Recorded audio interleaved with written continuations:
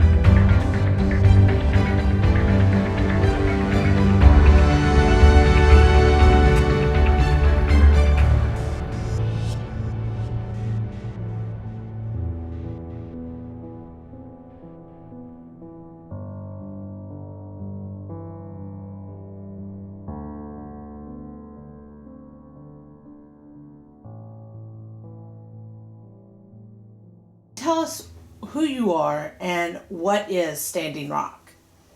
I'm John Keel. I'm an attorney, and what I know of Standing Rock is that it's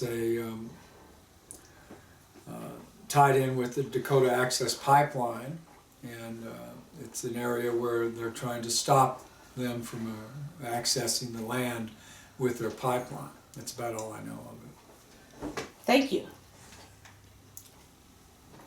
And what do you know of the legalities behind Dakota Access Pipeline? I don't know that much. I do know that it's whether or not there's an easement, whether or not they have the legal right to go across the land, and a lot of it would probably depend on the liability, the danger to the people who live there. And my understanding is they feel that this could be very detrimental to the people who live there in that area if the pipeline is allowed to continue along through their water source and through their land. On July 26, 2011, discussion quietly began about House Resolution 3938, North America Energy Security Act, about the Trans-Canada Keystone Pipeline in the Committee on Energy and Natural Resources. After being introduced on over 18 times and failed, it has failed to go past President Obama's desk each time, ultimately failing to become law. Energy Transfer Partners was formed in the mid-1990s. Since then, they have opened up lines of credit at several banks. While researching who was financing the Dakota Access Pipeline, we found some evidence of a connection in that people were protesting Wells Fargo Bank as well. These people were also closing their accounts. This warranted further investigation. After chasing down Wells Fargo for an official comment, they said Wells Fargo is one of 17 financial institutions involved in financing the Dakota Access Pipeline. The loans we have provided represent less than 5% of the total credit facility. Not only do they have $470 million invested in the pipeline, they are the administrative agent on the Dakota Access Pipeline, as well as the Energy Transfer Partners family of businesses' credit lines. Essentially, they are the financial gatekeepers.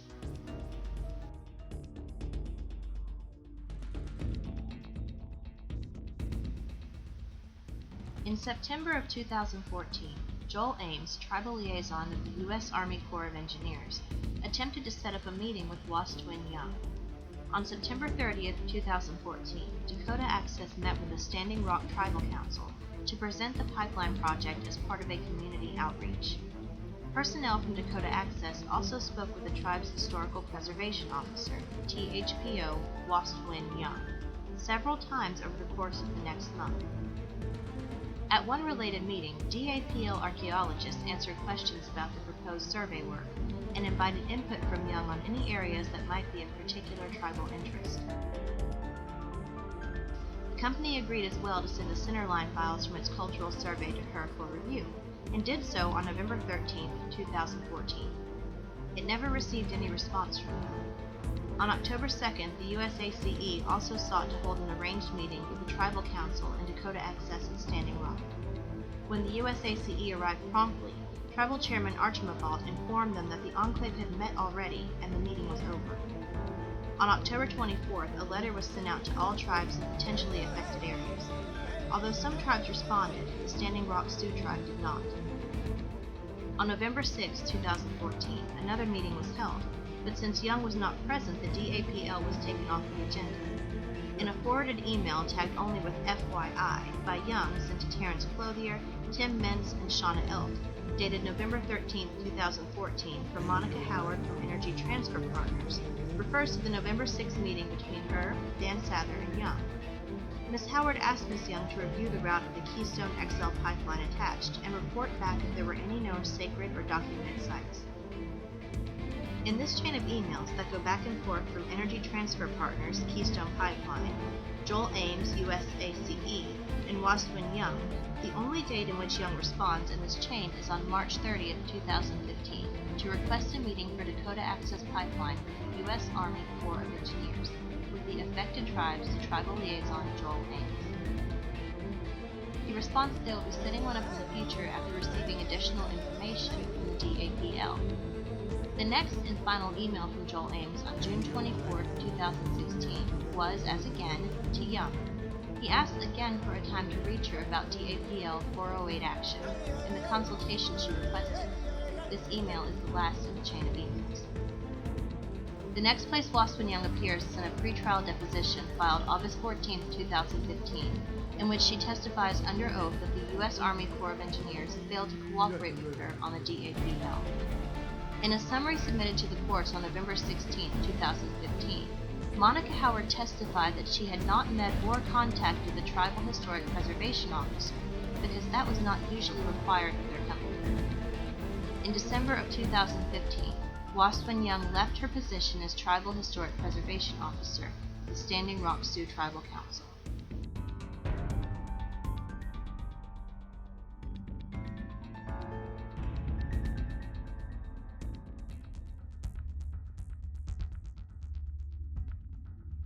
Can you tell us a little bit about your background and what about it qualifies you to speak on the issues surrounding Standing Rock? I worked with the major oil companies for 13 years. I worked my way into a position on the board room seat. I was in a training capacity and I traveled all over the world dealing with oil companies and their holdings and seeing their interaction with people and their business dealings. And I think it qualifies me to speak out. What about the situation in North Dakota compelled you to sit down and agree to this interview? Part of it is my Native American background. It was something that drew me in. Not as an advocate for the Native Americans, so to speak, but just that it involved them. Knowing the oil companies' tenacity to get what they want, and knowing the Indians' reputation of being taken advantage of, I became interested and decided to throw myself behind it. How does Standing Rock compare to similar situations in other countries the oil companies have dealt with? In what ways are they the same, and in what ways are they different? In any time the oil companies have a vested interest in oil rigs, drilling, pipelines, oil transportation, it becomes a very big political aspect for them because it is the basis of their finances. And the oil companies are a very large part of the finances of any country. not just the United States. In other countries, they will negotiate with the government, but not necessarily with the local people. And in that, I think that it feels the same with Standing Rock, that they have negotiated with government and big personalities, as opposed to dealing with the individual people that are involved or directly impacted by the project. And the ways that they're different is that, of course, there is political and government backlash to anything that is misstepped or misstated in another country, whereas they can get away with a whole lot more in their own country, in this case the United States, because the governments are somewhat hamstringed by the energy departments and what it would mean to lose that. So anything that would benefit the oil company or the energy company in general is supported and favored by the government. The U.S. Army Corps of Engineers denied the final permit, and President Obama did as well. The same day, on December 4th, the Dakota Access Pipeline said they would fight this and depend on the support of the incoming administration. On December 9th, a federal judge ruled that they must stop drilling and that he would give his final decision in February. From your experience, how do you think the Dakota Access Pipeline will respond? I think that at first they're going to stop and they're going to abide by the ruling. But they have many fingers and they will be trying to massage a different answer. And they may or may not be able to usurp that declaration before February. Um, the underlying point of your question is, will they do anything underhanded? I doubt it, to be honest. I think that anything they do, they're going to have backing, one way or the other. I think the real question here is whether the government is strong enough to stand its guns on an emotional decision that they've made. And in my heart of hearts, I say no. I say no. From your experience, is it beyond an oil company to pay the fine and continue to drill anyway? And do you think that this might happen in this particular case with Standing Rock? First part of your question, is it beyond them to do it? No. No. It has been done in the past. The fee isn't nearly as much as the money they're losing every day by abiding by the cease and desist order. In this particular case, do I think they'll do it? I think not. I think it's politically charged enough that they don't want to add fuel to the fire, if you will. I think there's going to be a lot of tension. There's going to be a lot of back and forth. There's going to be a lot of push and shove. But as far as whether they actually comply, I think they will. How do you think the tribal nations will respond? It's twofold. I know that the tribal nations,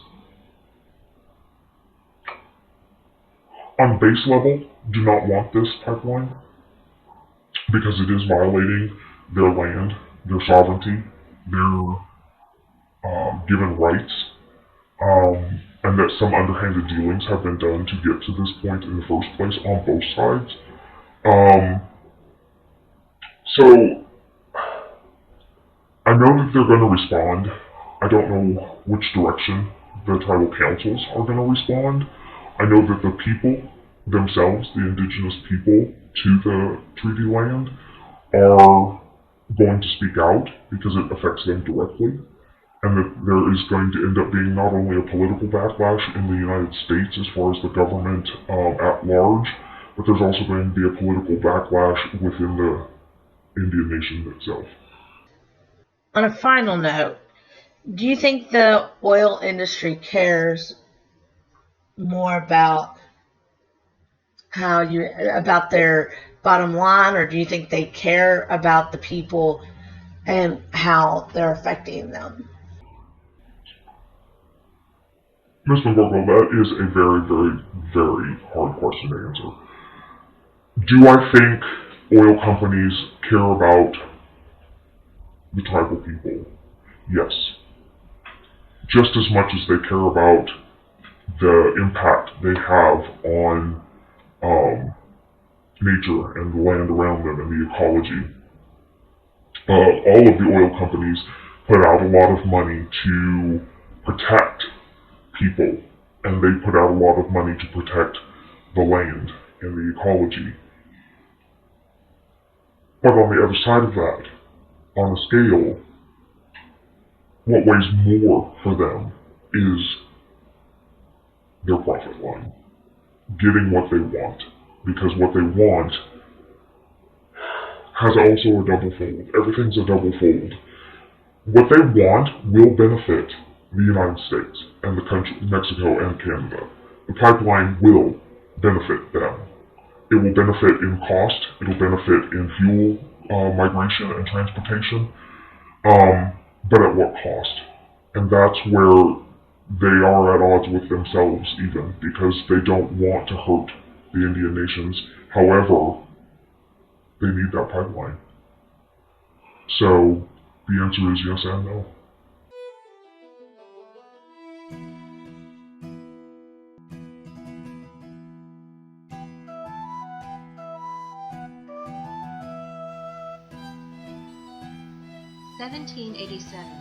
July 13th. The Northwest Ordinance is passed by the Continental Congress, stating that the utmost good faith shall always be observed toward the Indians. Their lands and property shall never be taken from them without their consent, and in the property rights and liberty they never shall be invaded or disturbed.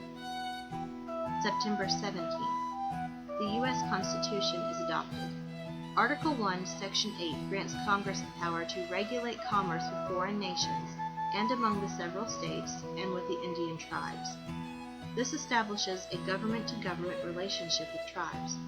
Consequently, the federal government, rather than states, is involved in Indian affairs.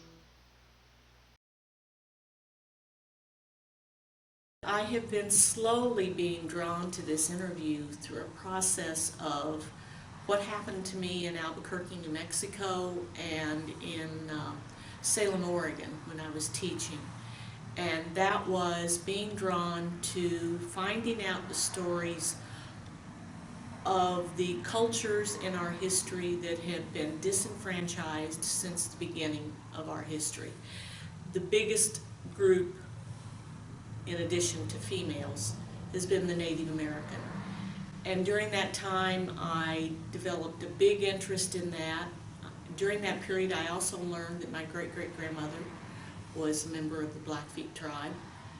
And so it's been a process of discovery of my own person, who I am, as well as the bigger picture of what has happened to the Native American in this country and in the destruction of their culture, what we've done to our country, and how those two are connected.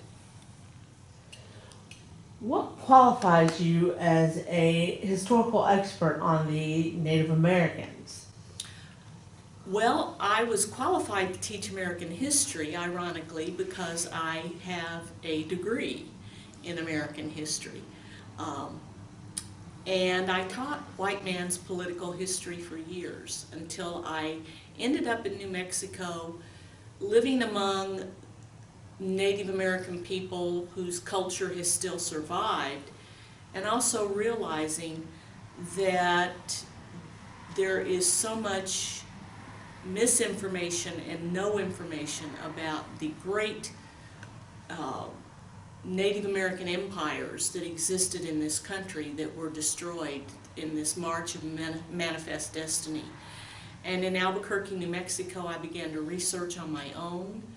That research was honed when I had the opportunity to teach a course in Native American history at Chemawa Indian School outside of Oregon. And I really, at that point, learned myself what that true story was, and therefore I consider myself a self-educated expert Could you give us a little background on the Sioux tribe and the way their community functions, as well as some of the history on their treaties with the United States government?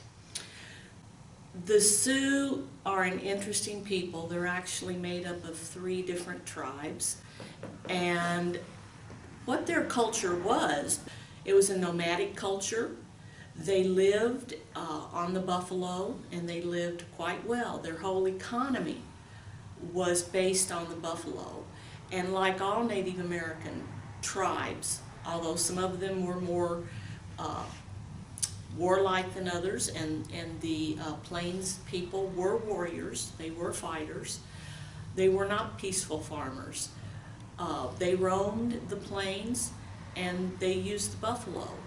It was the coming of the American government that brought them down to being something that their culture was not meant to be in the first place. They were forced on reservations, and these reservations ended up being on land that the American government took from them and then gave them back with treaties.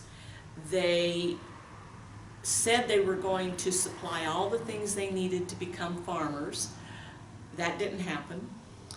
In addition, the government did not respect their hunting rights that they had on lands that they took over in the Black Hills. And when the Sioux people were out hunting, doing what they were supposed to do, that caused a lot of friction. A lot of their leaders were killed, like Sitting Bull and Crazy Horse, and eventually Red Cloud, the subject of the book Bury My Heart at Wounded Knee, which is an excellent book for anybody to read about what happened to the Sioux people. And when those treaties were made, certain land was given to them to respect and honor, and that didn't happen.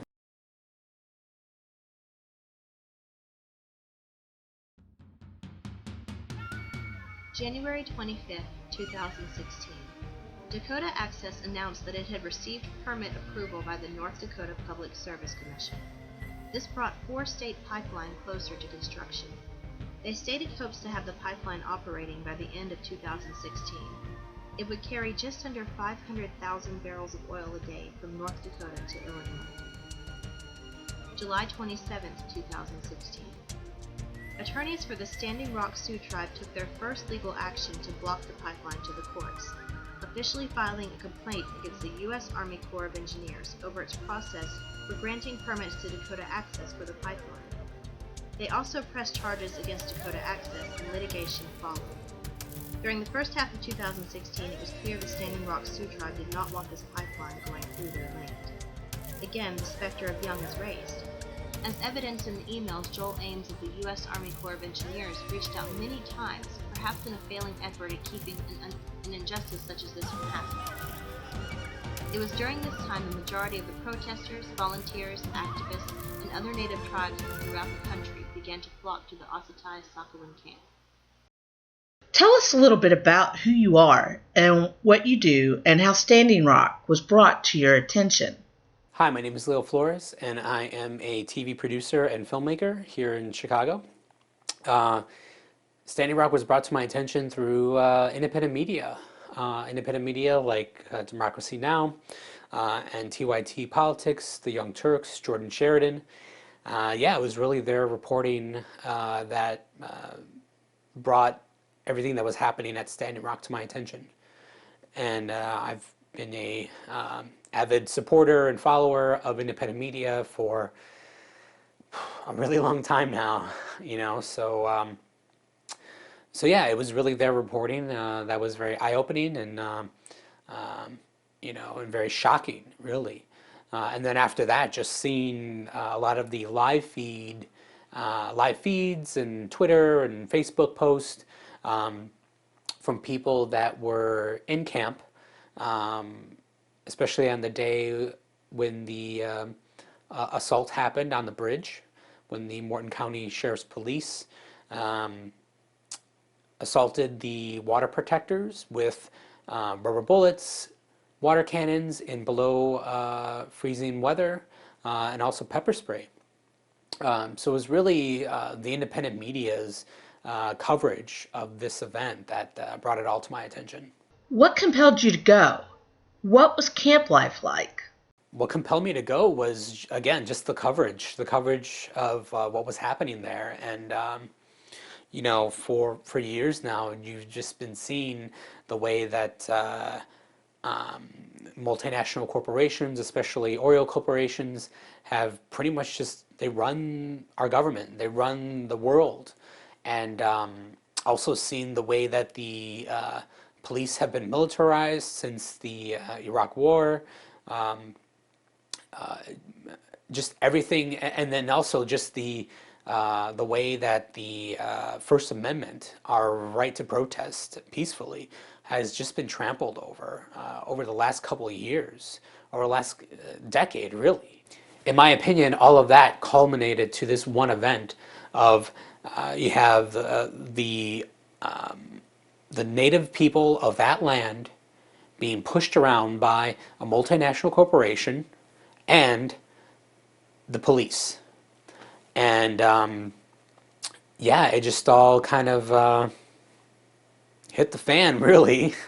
And yeah, so that's what compelled me to go, just seeing what was happening there. And I just felt like I needed to be there. I needed to see it for myself. And, so a friend of mine, Dago, he asked me if I wanted to go. They had a group of 11 people committed to go. So we all went. And, it was a really great experience. It was great being there. It was great to see all the welcoming faces. And it was great to just see so many people there in support of this cause, in support of protecting water, in support of protecting these people. These people have been, tossed aside their whole lives. And people from all over the country, all over the world, really, came in support of them. When we arrived, it was a line a mile long of cars. And as you're driving into camp, you see all the banners that people have left behind or sent to the camp in support of them. Banners from all over the world again. And it was just really great to see that. And then once we got into camp and started to settle in, there were some people that were leaving camp when we arrived, and they were nothing but welcoming and warm and friendly. They gave us the rundown, the lowdown as to where things were, where the porta potties were, where the mess hall was. So initially, it was a really, really great experience, and from then on, it was great. It was really great. It was a life-changing experience, just seeing all of the, again, people that have come there to be together, to support the Native American people in that area. But overall, it was very peaceful. How did this compare with what was going on at the front line?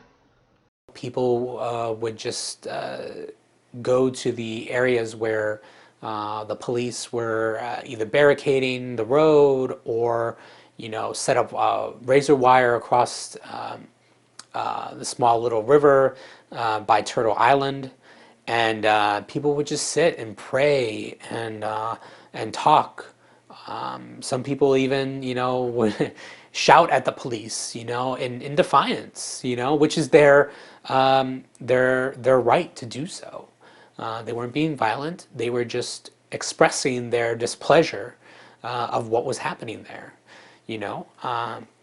and also trying to talk to the police and trying to let them know that we're there for them too, not just for the locals that were there, not just for the people downstream, but for everybody, because I feel like this is really the culmination of, again, the multinational and the police and the suppression of our First Amendment rights, all balled into one. And yeah, it was just a really great experience to be there and to talk to people and to listen to what they had to say, and it was really great. Also in camp, it was they had the sacred fire, and it was really great to see that. It was the first night that I was there. I walked on my own, just exploring camp, and I got to see the sacred fire, and people would just come in and throw in some sage or other herbs into the sacred fire and pray. They would just pray. That's what you saw a lot of there. It was just people praying, people talking, people sharing ideas, and then also the uh, the chiefs, the native chiefs there would hold little meetings or just educational sessions, letting people know what their experience has been there, um, and just letting them know about their culture and the way they see the world. Luckily, when we were there was no violence or anything. Again, this was on Thanksgiving weekend. Yeah, there was no violence. The front lines, again, there were people that were shouting their displeasure at the police, which again is their right to do so. They weren't being violent. They were just expressing their displeasure, or just trying to explain to the police, this is why we're here. We're here for you too. And then there were just people praying, people sitting on the road, where the barricade was, and just praying, holding up peace signs, and just being thoughtful, just being there in the moment, which is pretty much what I did. So while I was there, the front line and the camp were very similar. It was just people in constant prayer, people just praying for the water and praying for a peaceful outcome. I know you weren't there for too extended period of time, but what was your impression of the tribe members you met? So my impression of the tribe members that I met, I didn't meet too many tribe members, and or like just personally go up and speak to them. But when we would see them, riding in their trucks or horses or just walking by, they were very friendly. They would wave hello. At one point when we were near Turtle Island, a gentleman came up to us and just shook our hands and said, "Thank you, thank you for being there for them." I did encounter one, or I'm sorry, I did encounter two Cherokee women who were from New Mexico, and they were there just kind of checking out Turtle Hill, and I stopped and I spoke to them for a little bit, and it was just really great to talk to them, and basically just talked about why we were both there, and they told me that they had come up from, I believe it was New Mexico, that area, the Southwest, and they just talked about how they just felt like they needed to be there, even in their land. They're fighting a pipeline, and there's pipelines happening everywhere in the United States right now. There's already a ton of pipelines already built in the United States right now, so but yeah, it was really great just to speak to them. And one thing that we did talk about was I just expressed to her, there was an older lady and there was a younger woman, so I spoke to the older woman, and yeah, she just said it was really great to see us and younger people and her daughter and our generation there, in support. And it gave her hope for the future. It gave her hope that, all isn't lost, that there are people that still care out there. And, and I explained to her why I was there and why I felt like I needed to be there. And it was probably the most like touching moment in my whole trip. And she just said, uh, she just said, "Your ancestors are smiling on you." She said, "Your ancestors are smiling on you for being here," and that just hit me, and it just meant a lot to me for her to say that, and it was really great, and overall, again, the experience was life changing. Do you know how long the effort was to block the pipeline was before there was a call sent out to peaceful protesters? So I'm not sure of the exact timeline of the effort to block the pipeline to the current peaceful protest that's happening there. I believe it's 2 years or so. I do know the background history of it. The At least from what I've heard in the media and from doing a little bit of my own research. So the pipeline was originally meant to be built north of Bismarck, but the people of Bismarck decided not to have the pipeline north of their water supply because they understood that pipelines do break and they do leak, and they all do. So they did not want the pipeline to contaminate their water. So after they voted to not have it north of Bismarck, the company, Energy Transfer Partners, Dakota Access, they moved the pipeline south and just a little bit north of the Cannonball River, which is where we're at today.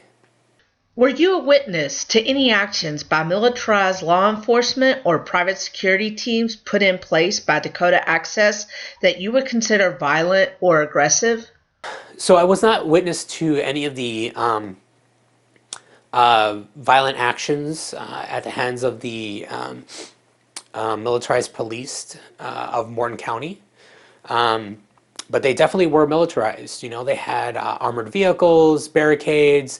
They were all wearing riot gear. Did see helicopters flying overhead, small planes flying overhead, and not just way overhead, but very very close to the ground. Maybe like 500 feet above us. So there definitely was a sense of occupation there at the camp. When we first arrived, people were fearful that the police would just come down the hill and violently remove them from the camp. They even had some people that he spoke to even had an escape plan ready, even if they had to leave in the middle of the night. They told us to have a bag of our personal belongings near us at all times when we were sleeping, so that in case we did have to leave the camp immediately, we would have the things we needed. So did not see any violent actions, but the occupation, the presence of the militarized police and private security was very evident while we were there. Were you a witness to any actions by the protesters that might have been construed as aggressive or antagonizing? While we were there, we did not see any protests or actions that you could be considered aggressive or violent. Again, it was just people praying, people kneeling at the base of Turtle Hill, people just sitting, people just expressing their displeasure to the Morton County Police and the militarized police that were there, their displeasure of what was happening there, of the pipeline being built. So no, we did not see any violent actions considered. So no, we did not see any actions or anything that can be considered violent by the water protectors. August 3, 2016. The United Nations Permanent Forum on Indigenous Issues offered its support for the Standing Rock Sioux Tribe. The world is watching Standing Rock. September 3, 2016. During a clash between protesters and private security hired by Dakota Access, tribal officials report 30 members pepper-sprayed and 12 others bitten by dogs. September 9th. Aware of the indignities visited upon the tribe over the last centuries, the court scrutinizes the permitting process here with particular care. Having done so, the court must nonetheless conclude that the tribe has not demonstrated that an injunction is warranted here. In spite of this ruling, Camp Oseti-Sakowin continued to grow. As the setbacks continue, even in the face of a joint statement from the Department of Justice, Department of the Interior, and Department of the Army that said, the Army will not authorize constructing the Dakota Access Pipeline on U.S. Army Corps of Engineers land bordering or under Lake Oahe until it can determine whether it will need to reconsider any of its previous decisions regarding the Lake Oahe site under the National Environment Policy Act, NEPA, or other federal laws. Therefore, construction of the pipeline on Army Corps land bordering or under Lake Oahe will not go forward at this time. The Army will move expeditiously to make this determination, as everyone involved, including the pipeline company and its workers, deserve a clear and timely resolution. In the interim, we request that the pipeline company voluntarily pause all construction activity within 20 miles east or west of Lake Oahe. October 27, 2016. 141 tribal members and protesters are arrested at prayer protest. Militarized police use pepper spray, tear gas, and a sound cannon. This brings the arrest total to 400 during the course of the protest. When reaching out for official comment, the Morton County Sheriff's Office responded by saying, law enforcement did not use water cannons. Water hoses from the Mandan Rural Fire Department were used to keep distance between the officers and the criminal agitators. I interviewed Candida Kingbird, and she made assertions of water cannons used on the front line, rubber bullets, and tear gas as they held up shields to protect the prayer protest. As she coughed heavily during the course of our interview, eventually losing her voice, she explained to the doctors she learned the tear gas had compromised her lungs.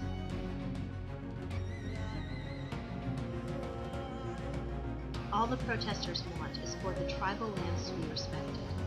They want clean water. They want their history and tradition and culture respected and honored. They want to be treated with dignity and respect. They simply want their treaties honored. On December 4, 2016, President Obama temporarily denied the permit. The USACE denied the easement beneath Lake Oahe on which DAPL had built up on both sides of it. In a memo dated December 4, 2016, they said that the decision by President Obama was a political one, that they would fight the decision and depend on the supportive incoming administration in that fight. It is on President-elect Trump's first 100 days agenda to approve projects like the Keystone XL pipeline. LaDonna Brave Bull Allred is on record saying the tribes and the protesters intend on making a sustainable community. For efficiency, for good industry, for economy, and above all, safety. We push the poison through land and water, as if to commemorate the slaughter, shared by our not-so-distant ancestry. What difference does it all make to me? People struck fair deals and the country's free. Such thoughts are true genocidal fodder for efficiency. We have trespassed against each boundary that nature set against humanity. We fracked up the witch, we grabbed and got her. So what if the world is getting hotter? Unite your stand or divide all you see, for efficiency.